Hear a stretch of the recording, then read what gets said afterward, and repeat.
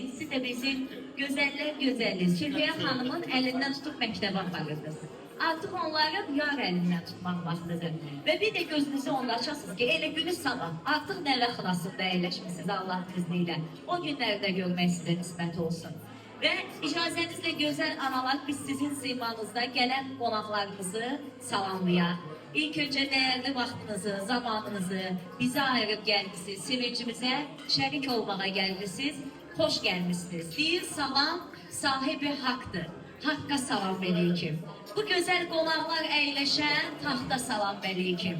Küll alem bir olsa bir anı eylədə bilməz. Vaxt bir Allah görküdür. Vaxta salam vereyim. Hər vaxtınız xeyirli uğurlu olsun. Gününüz xoş geçsin.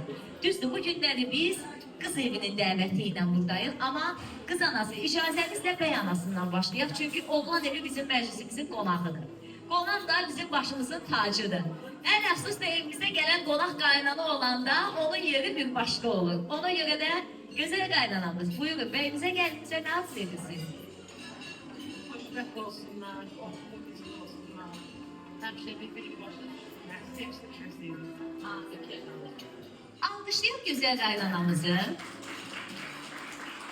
Kızımızın anası da yaman heyecanlıdır ya, hissediyorum. Ben artık çoktan dıxılanardayım ve artık her bir valideynin yüzüne bakanda orada heyecanın olduğunu esas da gözlerden bilinir. Heyecan demezdik, məsuliyyət diyerdim. Çünkü bugüne özel hazırlaşıb bu güzel aile. İstəyir ki her şey dört dörtlüklüklərdə, her şey mükemmel olsun. Biz de elimizden geldiği kadar devirəm onun artıqlamasıyla bu günləri məclisimizi əla keçəcəyinə zəmanət verirəm. Və qız anamız buyurun, heyecanı qoyuruq kənara və təbriklərinizi eşidək. Aziz hanımlar, analar, bacılar, hamınız hoş gelirsiniz. Çok Allah'a kısmet etsin. Bu sevinci yaşayasınız.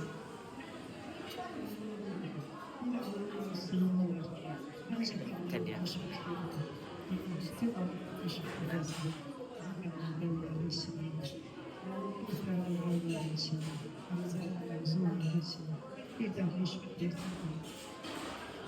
Kızımızın anasını alkışlayalım.